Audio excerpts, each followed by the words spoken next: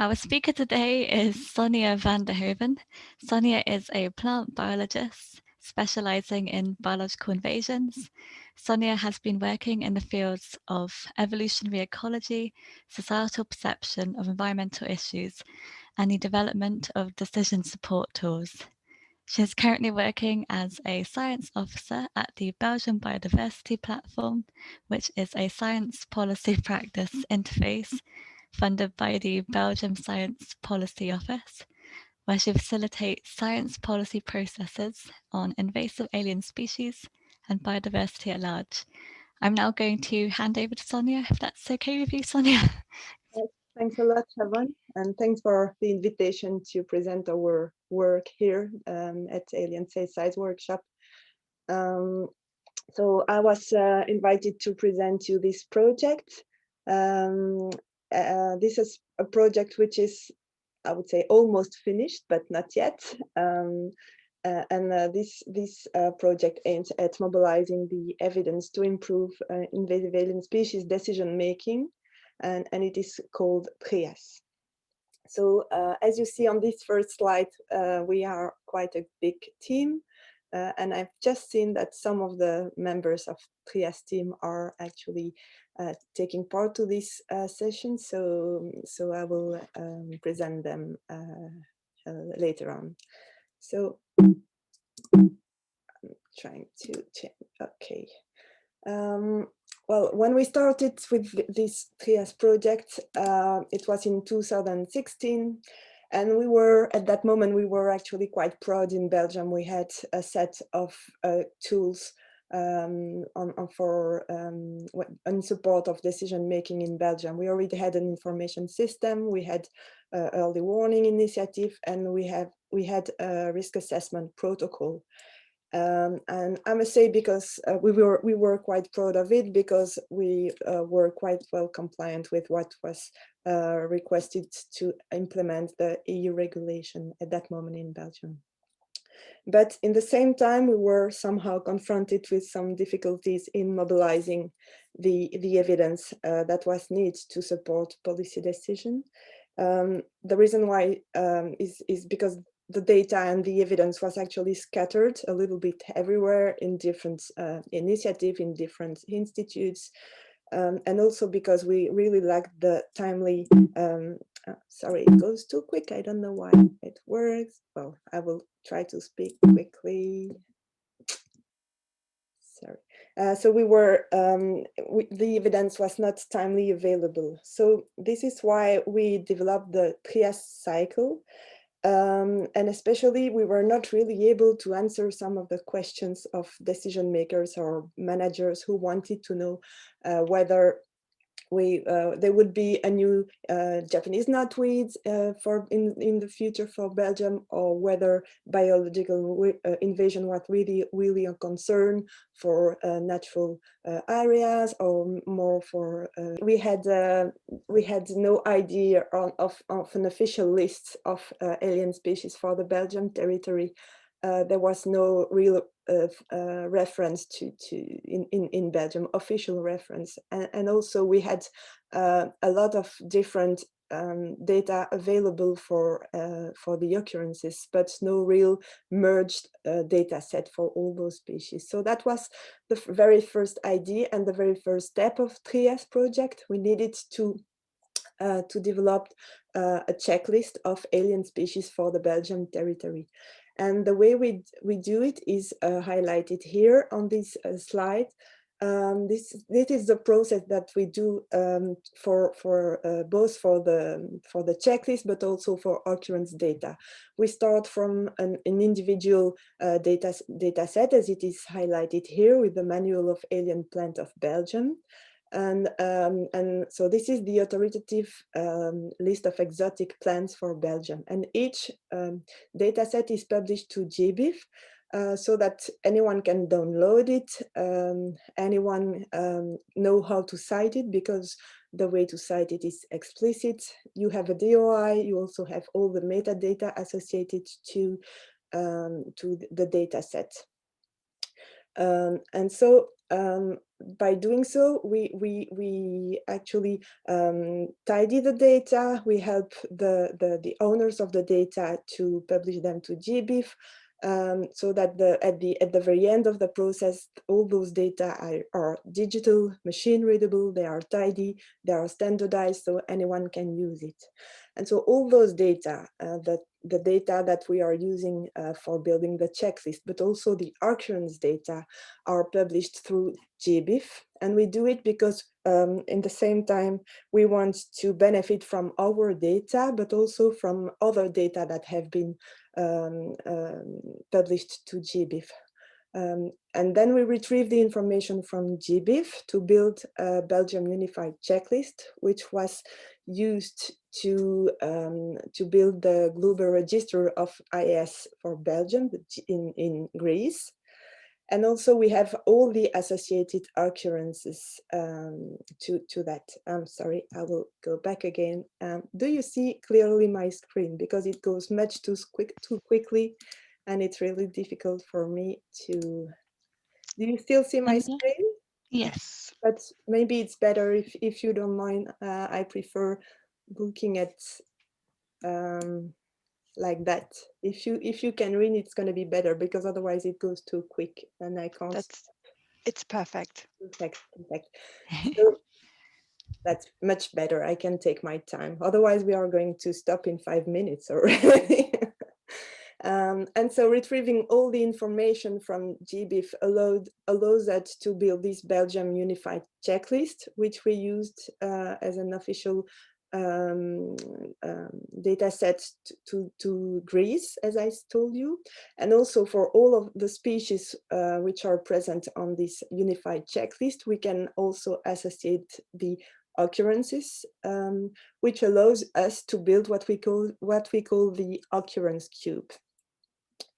This Occurrence Cube is actually a dimension of three axes: time, space, and taxonomy. And that's a very important tool because it's really the technical basis for what comes next. Because it's really the tool that allows us to translate the data into knowledge for the next steps of the TrIAS workflow. For example, using this Occurrence Cube, we are able to define a set of checklist-based headlines indicators, but also we were also able to define occurrence-based emerging alien species. I will start with the first indicators.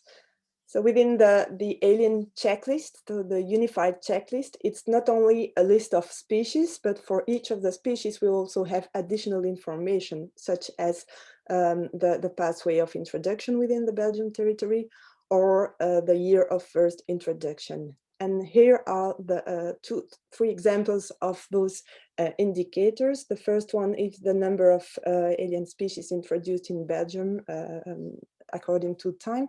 And you can also see that we are able to discriminate between animals and plants, for example, with our data. So another one is, it allows us to see the cumulative number of alien species introduction through time. And again, we can see the number of alien species for animals and for plants. And as you can see, for the moment, the checklist include about 3,000 different species for the Belgian territory.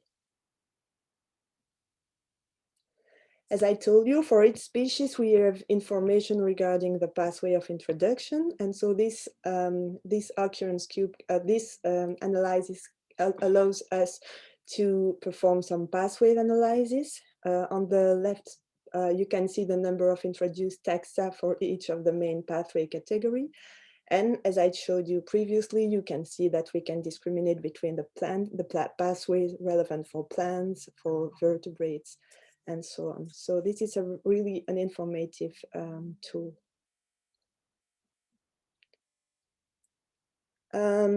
So coming back to the Occurrence Cube that I described you earlier, our idea was really to be able to define which species are emerging within the Belgian territory. The reason why is, as you know, the more early in the process we act, the more efficient it's going to be in terms of management.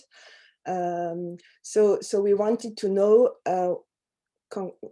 on a statistical basis which are the species which are really emerging. And so for that, Inbo and Tim Adrians, who is present today, we developed some statistical parameters which allow us to define if a species is emerging, is potentially emerging, or is not emerging.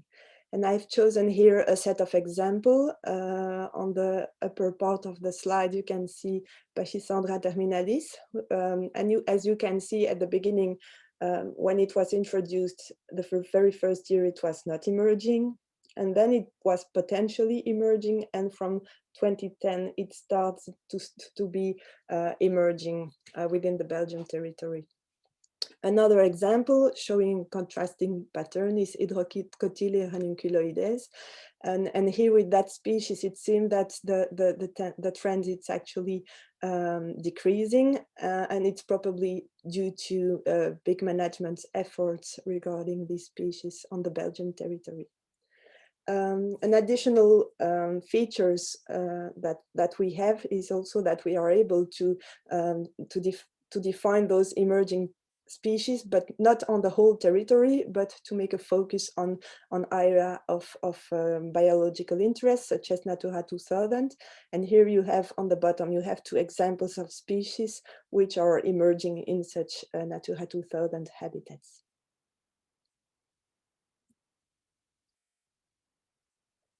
So that was for, now we have the unified checklist, we have associated occurrences, we developed some indicators allowing us to define the emerging species.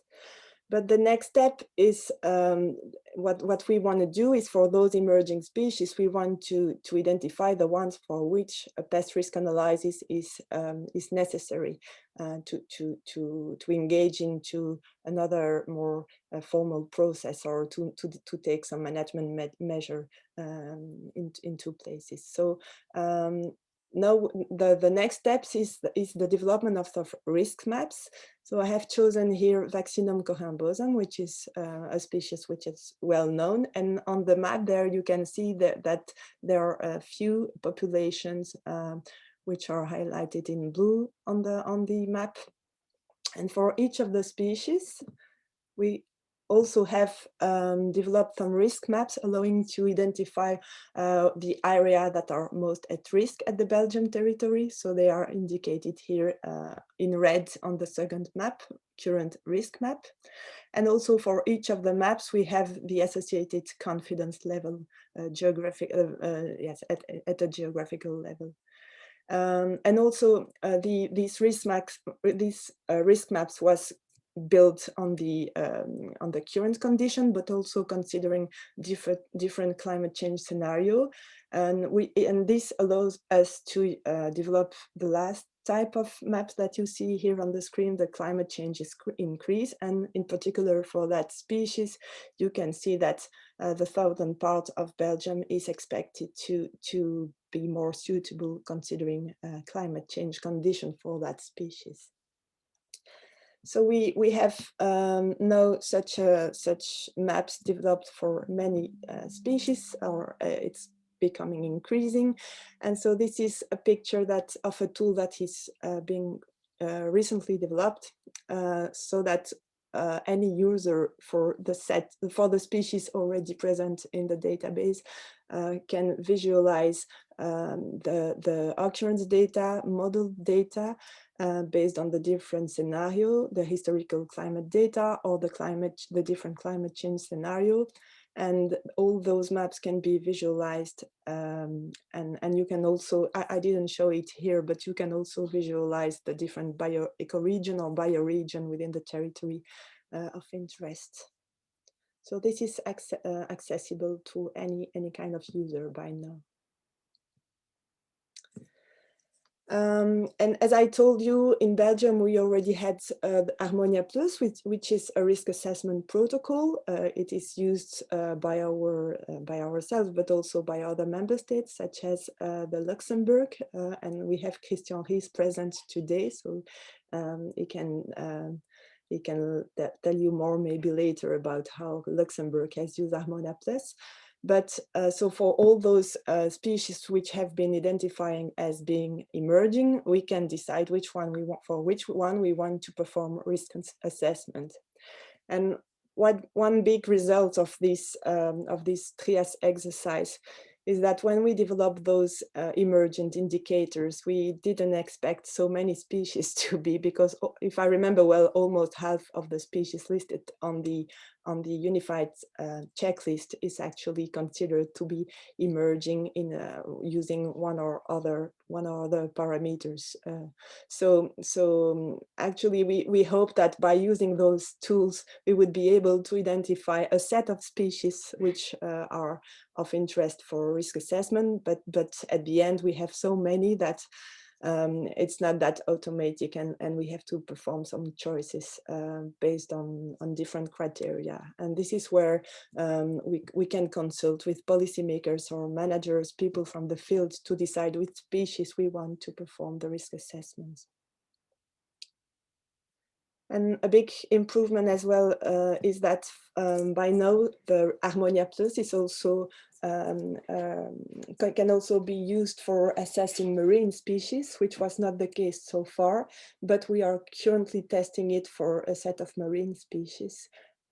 So it's really a generic tool now.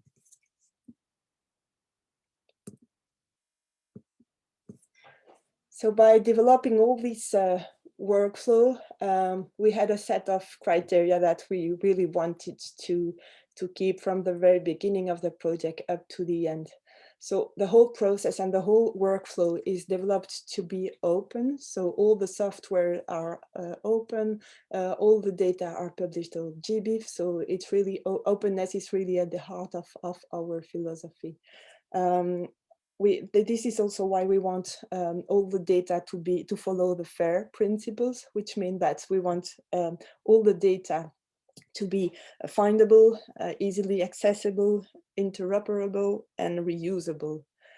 The process needs to be dynamic. So in case there is a new taxonomic experts who develops an authoritative checklist for, let's say, for reptiles in Belgium, we can easily improve all the process to include some new species within the checklist, and associate the data and run all the process again, so that we can identify and easily dynamically identify emerging species. So we want all those process to be dynamic, rapid, reproducible, and reusable. The fact that we publish everything openly, including all the how we say that in English, all the code related to what we do, allows any other interested user to make this process or this workflow its own workflow. And we hope that other member states will be interested by this workflow and make similar workflow in the other member states. So this is it was our dreaming at the beginning, but now that it become a reality, we really hope it's gonna be true.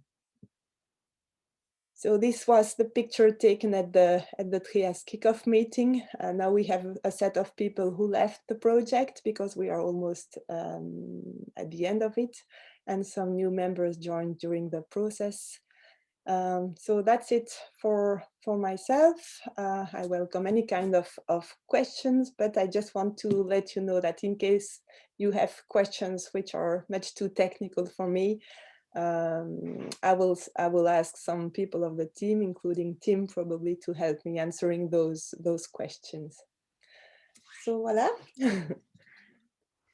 Thank you very much, Sonia. That was really fascinating learning about triage. I'm now going to ask people questions.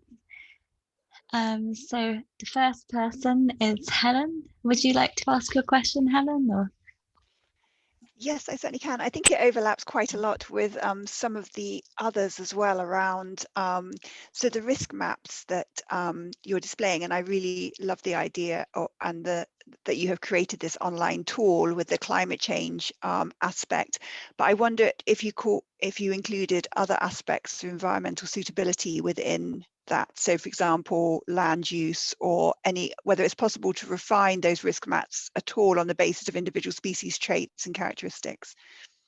Yeah, so for the moment it's only climate consideration, but indeed we may improve the system by considering land cover also. Yes, the only way that we can visualize it's not related to land cover, but it's rather related to bioregion, because the system allows a user to highlight some ecoregion of interest, so that you can see for example, the seaside highlighted, so that you can have a clear view on it. But it's not included; it's only as a visualized pattern, I would say. So for the moment, no.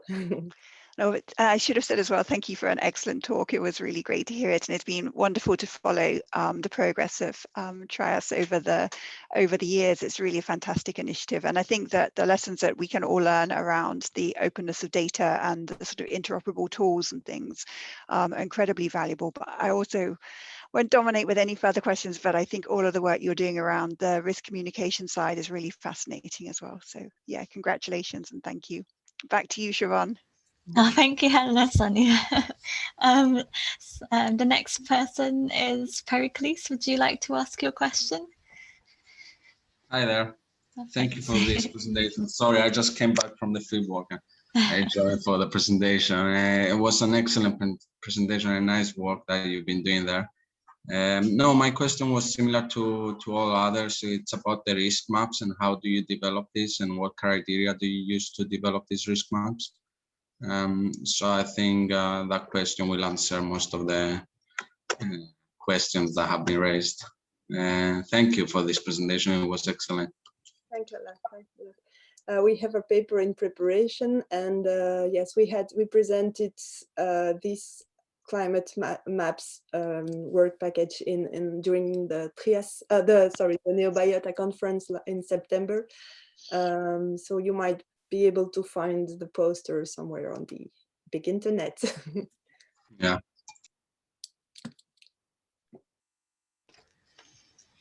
Thank you very much, Sonia and Pericles.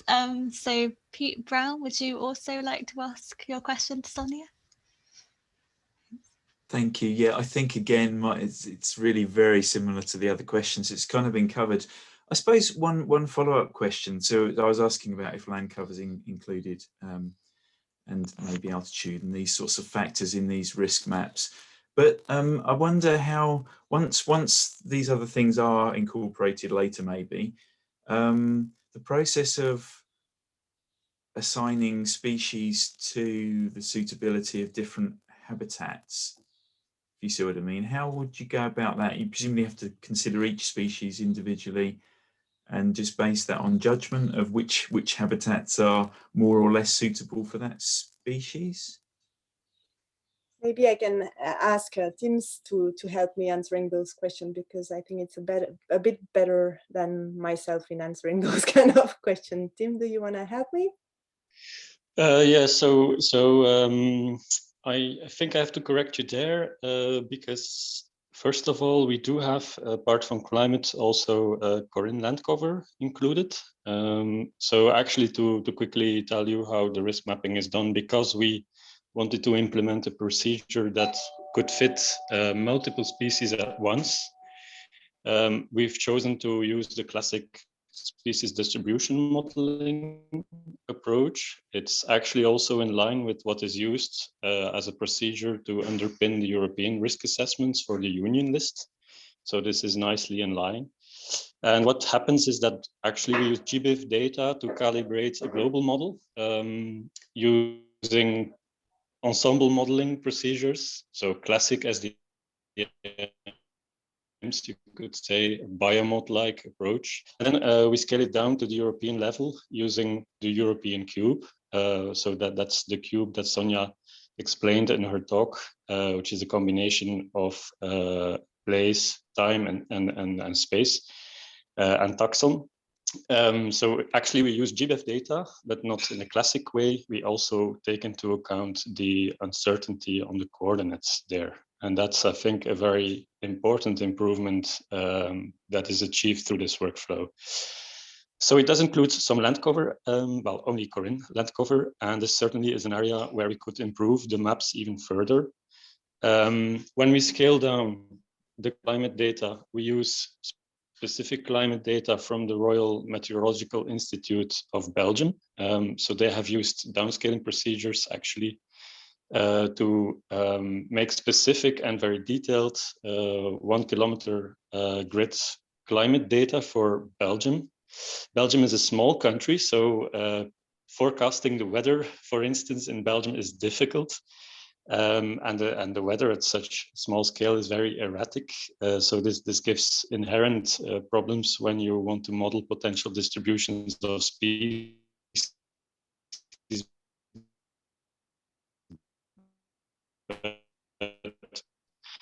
I think the most important thing is that institutes, we use state-of-the-art, best available data for modeling procedure, and that's really the point.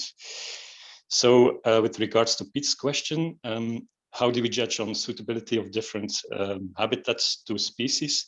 We use a general suitability modeling approach, which is well established meanwhile in the invasive species biology community. And it could certainly, of course, be improved. We all know that the species distribution models use presence-only data. They don't take into account dispersal, for instance, or landscape configuration that could be important for species to get somewhere. And they don't take into account native species with which the invasive species has to interact. So they are basically models that assume niche equilibrium between the native range and the invasive range, in this case, Belgium. And these are all limitations that we are well aware of. But our project, I think, for the first time, as Sonia has explained, has made such a very generic and broad tool available, which now allows us some sort of a digital early warning and brings together all those data for people to actually use them and implement them in somewhere in the cycle from prevention to management. I hope this kind of answer your question. Great, thank you, Tim, and thank you, Peter and Sonia. Now we have Greta. Would you like to ask a question for Sonia? Hello, good day. Sonia, it is really impressive project and results are, I don't know, Belgium high up, I think, with the results. I really liked the Harmonia risk assessment. And as you said that it is possible to assess marine species, are there any available assessed species marine in your platform or not so? Yet. It's going to be the case in the next few weeks, months. We are currently assessing 5 marine species. And actually the protocol was already allowed already to assess marine species. Mm-hmm, mm-hmm. In terms of improvement, what we did was mainly to add some examples regarding the thresholds or so on. So we added marine species in the description of the protocol, and also regarding the establishment capacity, then we elaborated a little bit further regarding the marine species. But Mm-hmm. otherwise, yes, it's going to be available. Marine species assessments are going to be available soon. Okay, one question. If I would like to assess some pathogen species, harmful species, would it be more accessible, how to say, to assess using Harmonia? Because I know there is another Pandora risk assessment. So for your suggestion would be to use Harmonia or Pandora for the harmful or pathogenic species. Or pathogen, but indeed, Pandora Plus has been developed for more for diseases and pathogens. But while we have a tool within Harmonia Plus, which allows you to consider the disease or the pathogens as a how would I say that in English? That are carried by a species of interest. Then you use Harmonia Plus. But if you are just interested in the disease itself or the pathogen itself to be risk assessed, then it's Pandora Plus, which is. But it's not likely Pandora. It's not for terrestrial only, or. I think it is generic enough to be used for any kind.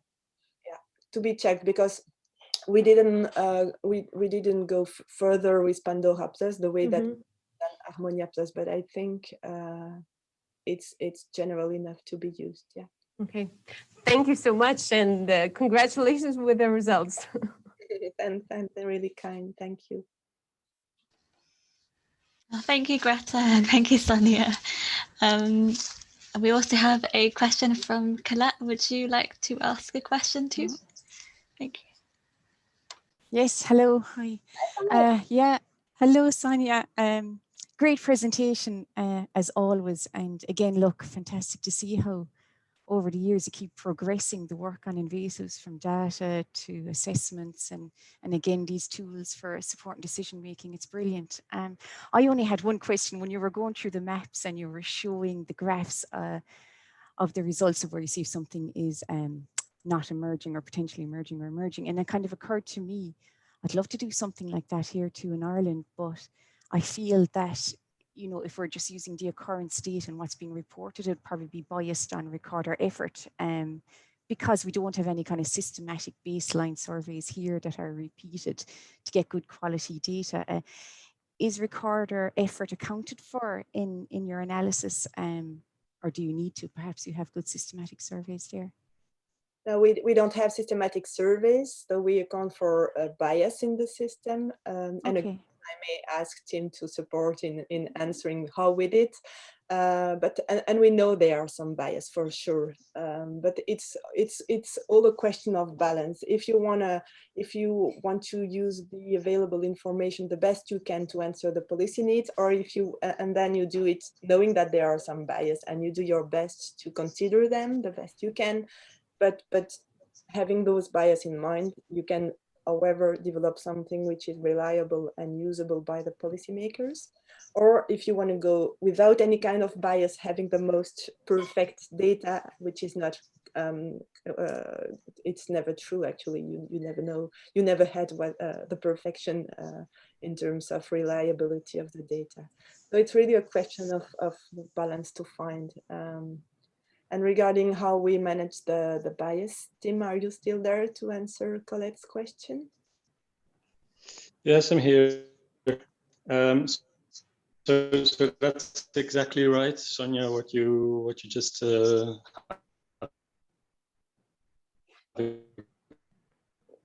have difficulties to hear you.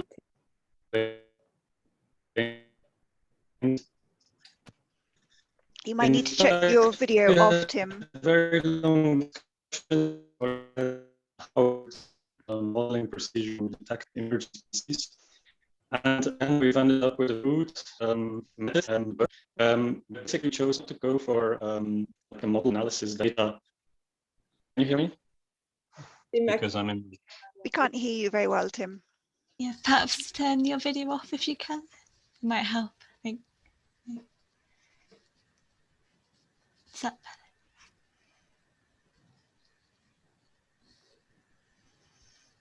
Am I there? Yes, yeah, you're there. Can you hear me? Yes, yeah. Maybe you turn your video off, Tim. Maybe it's going to be easier for you to hear you. Okay. Is this any better? Yeah. Okay, it's because I'm on my phone and preparing lunch in the kitchen. Sorry for. So what I was saying is we chose not to go for for a method that compares the current situation with the baseline, because actually the quality of our data, as Sonia has explained, is too heterogeneous. And the data that we have on GBIF is a mix of, for instance, monitoring schemes, like the flora assessments, which are really monitoring, but also a very big contingent of citizen science data, which represent a bunch of opportunistic observations. So they are prone to a number of biases, but on the other hand, these citizen science observatories, they are basically often the very first sources of new invasive species or alien species on the Belgian territory. So we figured that we could just not, well, ignore them entirely. So we ended up actually with a procedure that is more of a classic time series analysis with a regression analysis, and that we've combined with a traffic light decision rule matrix to actually decide on certain cutoffs where we say, okay, this species we can consider as potentially emerging, new on the territory or whatever. So in its most basic forms, of course, is a new species on the Belgian territory. Already this was something that we didn't have before, like an automated system that based on republished data on GBIF could just tell us which species are new on the Belgian territory. So that's emerging in the most simplest form, let's say. But for the species that pop up a few years after each other, and or that have been recorded in the 80s, for instance, and then suddenly in 2000 appear again on the territory, we have made some very simple decision rules to actually assign them to either category based on this time series analysis. We're currently looking to publish this because, of course, it's fine to invent methods that work for your country, but we would like to have them peer-reviewed and have people look at them to see if what we did is actually a good method to identify such species. But on a practical level, I think the method's already proven that we can effectively select a sensible pool of species that we need to risk assess for Belgium. Yeah, thank you very much. I think perhaps the data, that you have available for analysis, that combination of monitoring and citizen science is probably similar to what we have in Ireland and many other countries. And once you have that work published, it would be great to see, is it something that we could reproduce here in Ireland? But thank you very much. You're welcome. And maybe as a final remark, of course, rubbish in is rubbish out when it comes to models. So the TrIAS project has also effectively mobilized a good amount of data to GBIF. Because that's, since that is actually the database that everything in the workflow builds upon, this was really key to having good outcomes. So we have been liaising with all kinds of NGOs and organizations within the project and helped and stimulated them to publish their data on alien species to GBIF, which proved more easy, let's say, than sometimes is done for protected species, because mostly people don't object to those data being published on open data repositories. But you're right that this is a limitation, of course, and you need to be aware that before you can implement these procedures or alongside, you have to think of methods and strategies to increase the amount of alien species data on platforms like GBIF. But it's true what Tim has just said, but we also use actually this IAS study case as a good demonstration case for any kind of species. And for example, in the Walloon region, where they have always been quite reluctant to open data, using TrIAS actually and invasive species data, now we see the mentality changing towards more open data and openness. So I think it was quite a good first step towards more openness in data in general as well. Thank you.